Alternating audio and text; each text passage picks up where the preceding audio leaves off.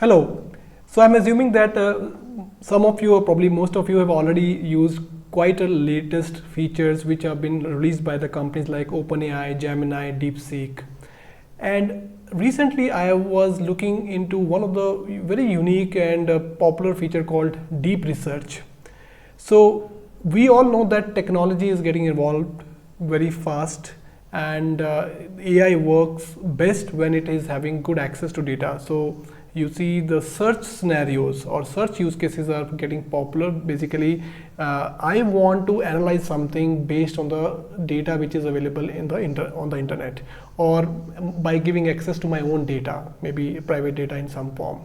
So these days we have all sort of tools available to AI which AI can access and analyze. Now the question is, why this deep research? What is it doing different than other search mechanisms? Now deep research is kind of an agentic program, which means I cannot get the answer in one iteration. Let's say I need to collect a lot of facts, lot of data from the internet about the user's query. So I will do iteration. I will check once the data is collected. I as a AI system, I will go collect, ask myself some questions, and if I am getting enough information, then I will try to conclude by analyzing whatever data I collected. So this is how any human will do a research, and AI is also trying to mimic the scenario by doing and we are calling it as a deep research. Now what I wanted to do is I wanted to test this out. Now how do I test it out? I have to have a real world scenario. So what I've done is I've taken a scenario from the financial domain, basically taken work of financial analyst, where normally analyst is going and researching about some stocks for an investment decision. Now this is a real money we are trying to talk here, if somebody has to invest real money. But by any means I'm not trying to influence anyone who is watching this video that we should leverage AI for an investment decision. We should use AI only for understanding, collecting information, help us to find something which we need some manual effort to do it. But all decisions, all investment related decisions should be done strategically. We should have a thorough understanding of what we are doing, because there is a real money involved. Now for today's scenario, I am going to take one use case which is real world scenario, and let's discuss that and see these capabilities, these the deep research from two companies. One is OpenAI and second one is Gemini. Google Gemini also has a deep research feature recently launched. So we'll compare these two and see how good they are really for the use case, if we have to have AI deployed or help us for doing kind of deep research, which takes probably good amount of effort for any person to do it. So here is the scenario. So what I'm trying to talk to ChatGPT here. First is ChatGPT. I'm using O3 mini model, and I'm telling, act as an expert financial market analyst, provide deep insights on the given stocks for making investment decision. And the context is, I'm telling you I have rupees 174,000 to invest in private bank stock which I shortlisted, and I do not know how much percentage of my money should I invest in each bank. Currently I know only their share price and the returns, last 5 year returns basically. Now this is the data I have given in the form of a prompt, and same thing I have given to Gemini. If you see here, Gemini also given the same prompt. Here it's listed here with the same data. Now I asked both of them to run the deep search. So there is a deep research feature. If you want to use, you can use it, but I think you need to be a paid customer. But for Gemini, I think I'm able to use as a free customer. So let's see what Gemini has given to me. So before we go, just take a step back and understand what are you looking for. We are looking for the percentage of money which AI should tell me how I should deploy. For example, I have X amount of money and I've already shortlisted 4 stocks, but I don't want to equally distribute. I want to distribute so that my money grows. So it means out of 4, maybe one of the stock would have higher potential to grow in future rather than other. So that analysis is required. Now I am sure that you will see that this requires good amount of research. Nobody can answer it. I mean, even financial analyst requires to answer this question. That person also needs to do good amount of research or have good understanding. Now we know that AI does not understand all these financial terminologies or strategies, but yes, by looking into the data which is available on the internet, because it has complete access, especially Gemini, because it's powered by, I mean, the search is powered by Google search, which is like a powerful tool so far from last 2 decades we have been using. So is it able to leverage that power and its own AI power which it has recently developed? Combination of these two, is it helping us to solve or answer real world scenario? So let's check out first what Gemini has given us, which is Google's model. So it says, there's a report, it says, here's the report, I compared this, analysis encompasses the detailed examination of the recent financial performance, fine. So here it is talking about the individual bank deep dive. So first it is talking about Kotak Mahindra Bank, and here it is telling me the strengths, weaknesses, opportunities, threats. Okay, I have gone through it, looks fine. It says weakness is relatively low dividend yield, yes, which probably is an important factor for me to see if it is a good bank which will give me the rate of return. By the way, before I continue, when I asked this question to ChatGPT, it came back and asked me 4 questions. It says, what is your investment time horizon? Short, medium, long.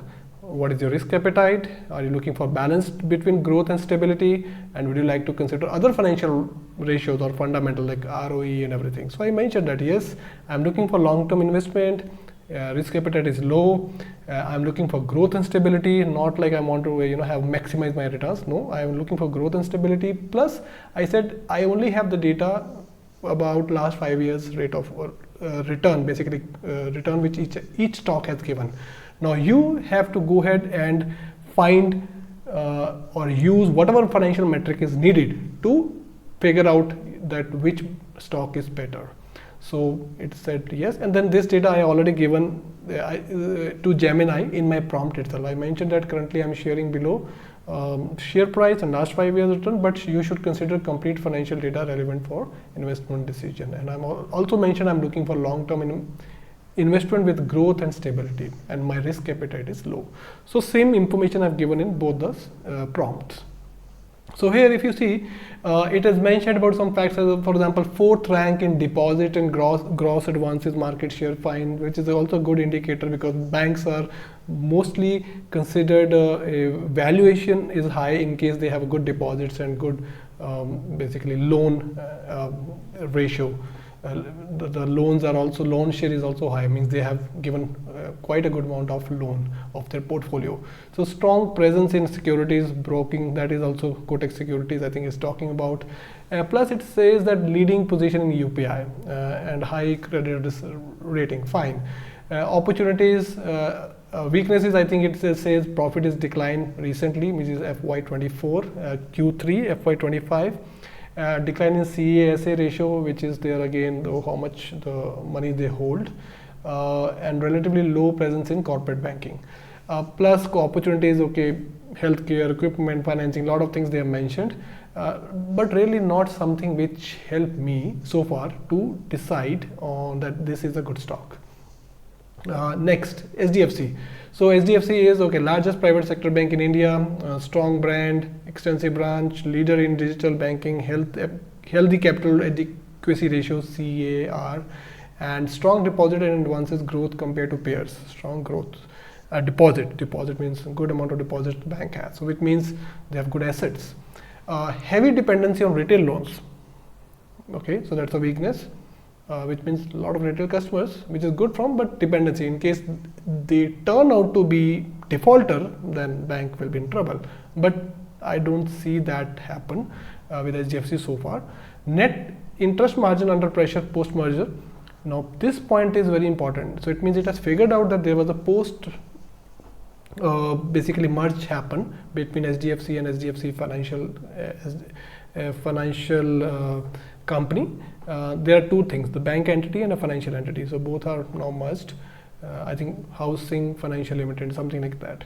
So limited presence in tier 3 and potential for prolonged balance sheet and all. Expansion in, okay, opportunities, again is talked about some opportunities, but less leveraging digital transformation, strategic partnership with fintech companies, not much of help to me. And threat, yes, cyber security, all those general things. Next we talk about the bank called Axis. So yes, I can continue like that. I think here also it has given me some information. Third largest private bank, strong loan growth. Loan growth is good across business segments. UPI, healthy capital adequacy ratio (CAR). But weaknesses, high non-performing assets (NPAs). So this is something which is a point for me to consider, because if banks are having high NPAs, it means I should stay away, or have should not consider for heavy investment in those banks, because NPA means they are incurring loss on whatever investment they are doing. Dependence on interest income, right? They are putting money somewhere, basically giving a loan, and then their main income is only interest income. That's what they are saying. Dependence high, relative high cost to income ratio. Cost is high basically. Limited global presence compared to competitors. Okay, so 1 or 2 points are important for me, but not much again. Then last one is ICICI Bank. So strong financial performance, superior asset quality with low net NPA ratio, which is good point. Strong capital adequacy ratio, again similar. Weaknesses, exposure to corporate loans and associated risks. So basically corporate loans, right? And ICICI was in news for giving some bad corporate loans, but I think nothing major happened, but there was some instances in the past. So I think it has probably seen those news article where it was mentioned, and it has called out as weakness, which is correct. Dependence on interest income like excess, competition in digital space and all. So again, if you look at this is a comparative analysis. It has given me the table. Look at the table. Revenue, okay, here for Kotak minus 0.6. Now I don't know why it is only considering Q3, which is the latest quarter. What about 2024 year? It could have done that, right? Revenue growth says year over year. Net profit margin. So profit margin, okay, that is the important part. Gross NPA, net NPA, which is also should be minimum, so it is like minimum. CAR, which we were reading here, capital adequacy ratio. So I think they have good CAR. And then deposit market share, advances market share. So this is important part again. How much is the deposit and how much is the advance they are giving. Dividend yield. P is also important, but that is like just like a indication for me to even go for this company, at least at a screening time. But right now I'm looking mostly the other factors, which will help me to decide that yes, this company is financially strong, is growing. So those are the things which is coming here. And then ratings are mentioned. Dividend is also low by everybody, right? But looking at this, what is it recommending now? See, ICICI Bank 35%, SDFC Bank 30%, Axis 20%, and Kotak Mahindra 15%. Now, on what basis it is telling like this? What basis? It has only used this thing, maybe revenue. So look at ICICI has more like 25% growth in a revenue. That's what it mentioned, revenue growth for latest quarter, which is Q3.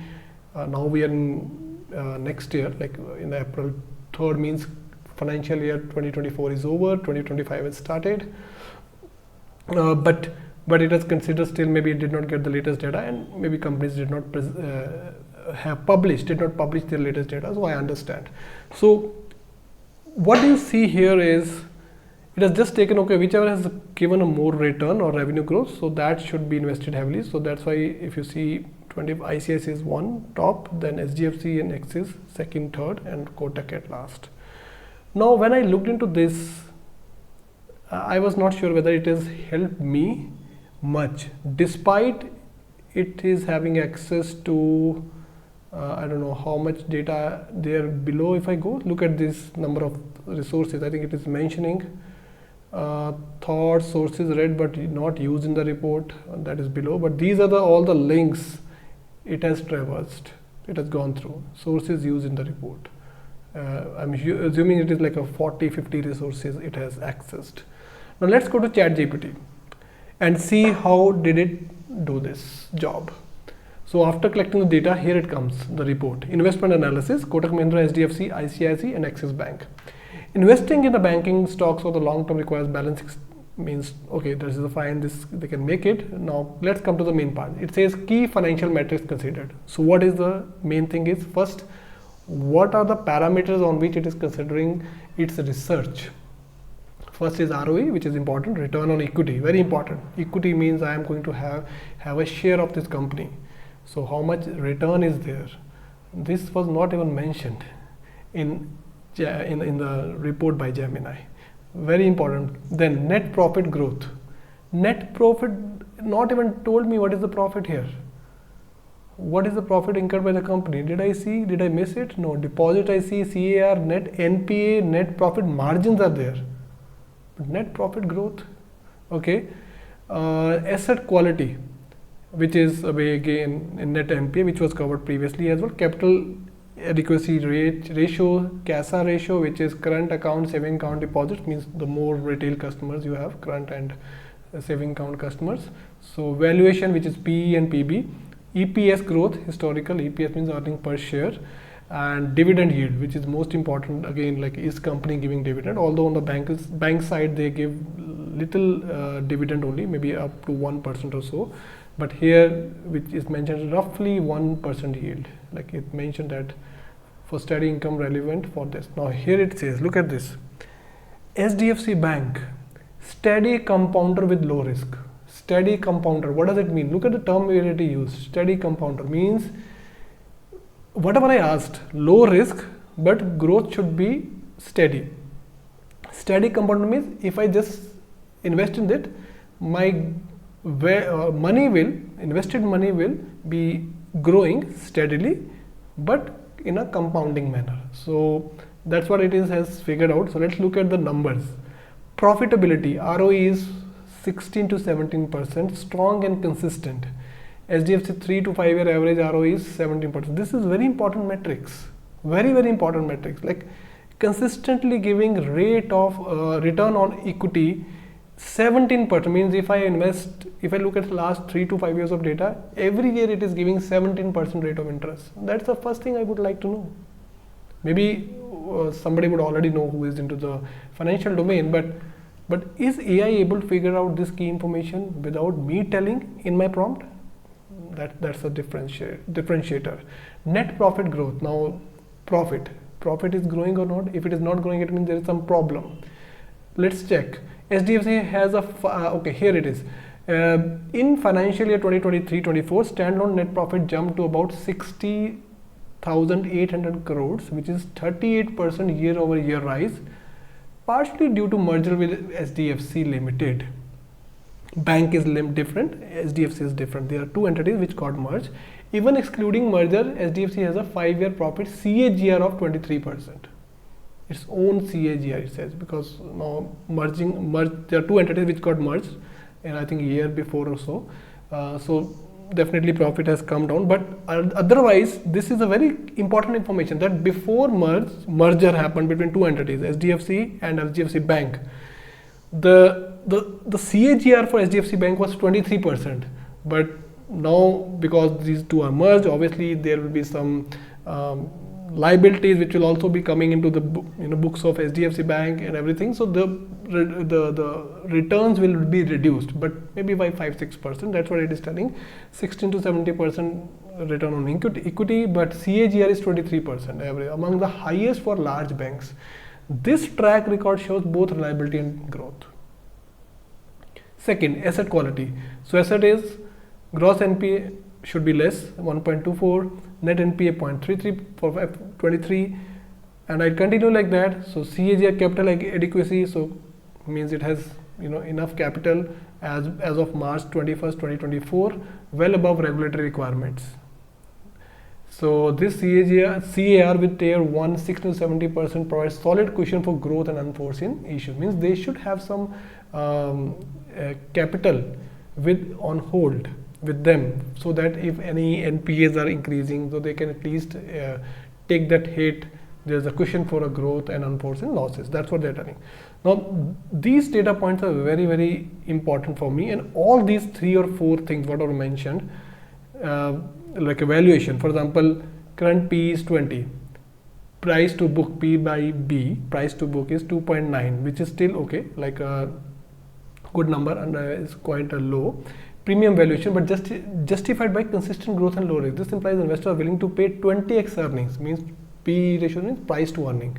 So people are paying 20 times whatever they are earning.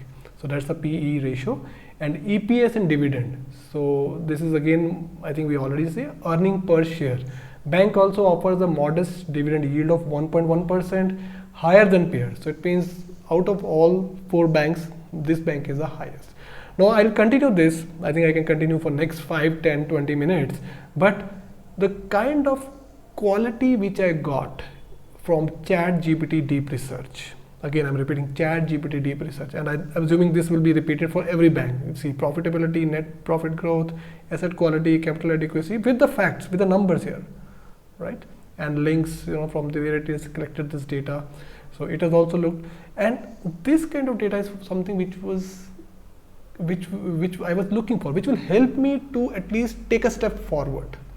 I may not depend on, but maybe let's say this is my initial analysis. Let's say there are 4 companies or 4 stocks I want to invest in. Which one I should buy? So I should be able to differentiate. Okay, out of these 4, this is the number 1, this is number 2, and obviously from the financial stability point and the growth point. These are 2 things I'm looking on: financially stable and growth. So it has given me ICICI, it has given me Kotak Mahindra Next, high quality, conservative growth. Means they are not growing as HDFC, but quality is high. Their deposits are high, which we also checked in the Gemini report.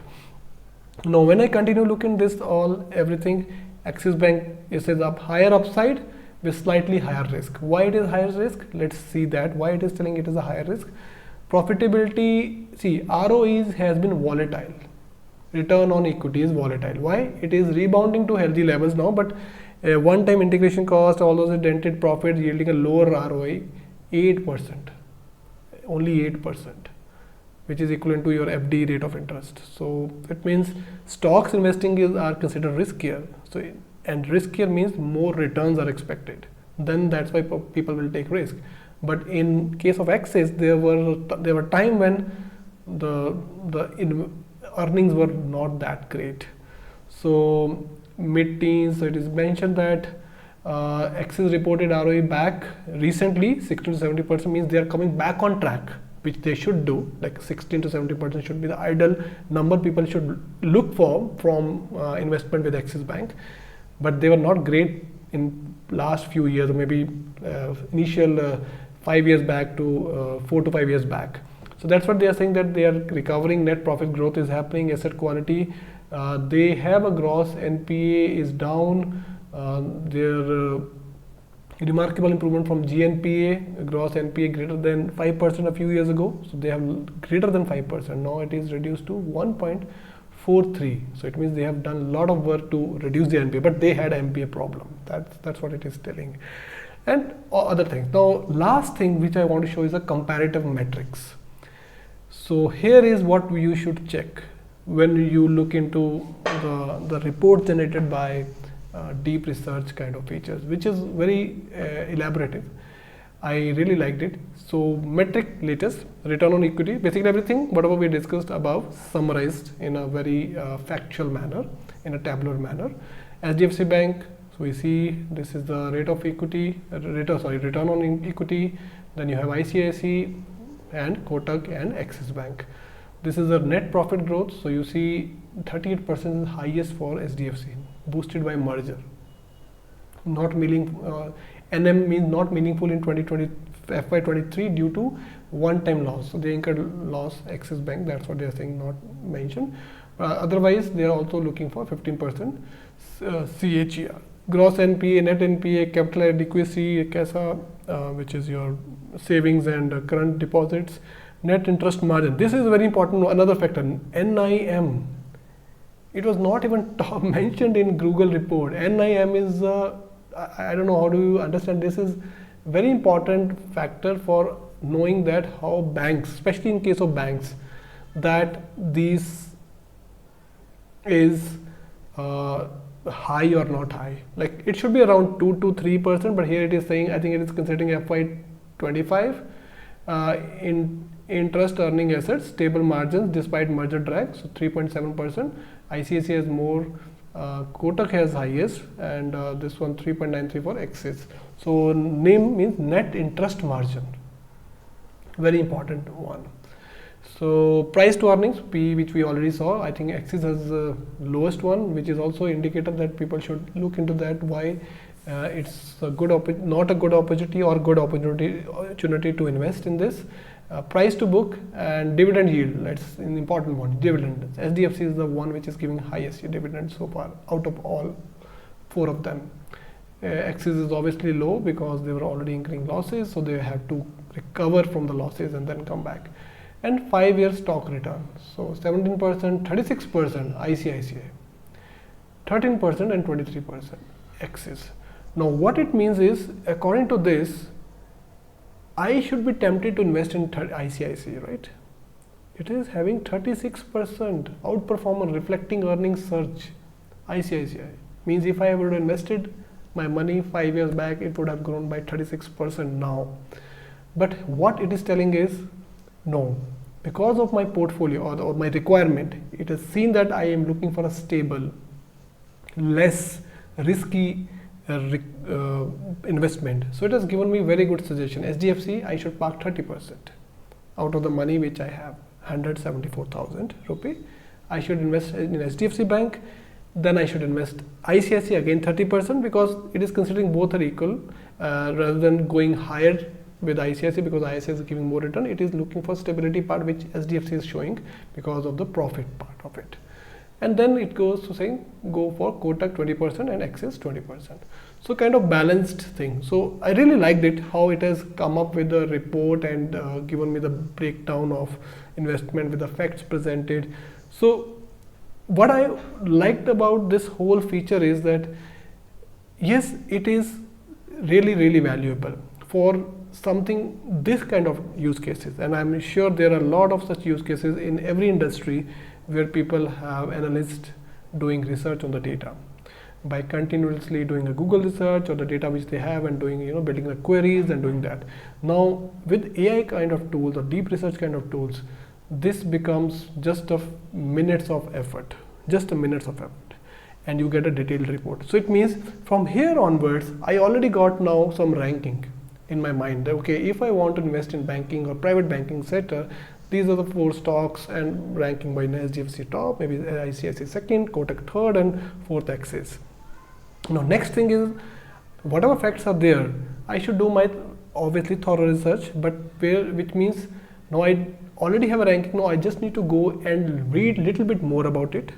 Okay, what are the future prospects of growth? Because it has probably not considered that. It has looked into mostly the historical data or whatever people have presented in the results. But sometimes these AI tools are not that great to look into the future growth part and stress on that part. But overall, it has done a great job for me to initially get the analysis completed, for me to not spend time figuring out which stock is better, one versus another, and especially if I have some amount which I want to diversify, so I should be able to look into some critical financial parameters which these models can help me do it. And you see that ChatGPT has done a very good job in figuring out NIM, figuring out net profitability, figuring out the growth factor of it, how the company is growing, how the bank grew, the profits are growing, all those things, P ratio, book price by book, all those things which are critical for me to know by percentages it has shown me. So this is something which I wanted to show with this analysis, and I think this is a good tool for anyone to do the research work. So do try it out and share your learnings with me. See you next time. Bye.